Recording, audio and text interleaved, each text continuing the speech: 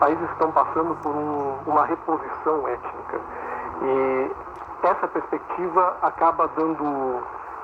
respaldo a muitas posturas como essa que o Miguel acabou contando, né, de hostilidades em relação aos migrantes. Existe um discurso de defesa da segurança nacional, defesa da identidade nacional, e ao mesmo tempo uma ojeriza em relação aos migrantes, e muito respaldado por esse discurso de que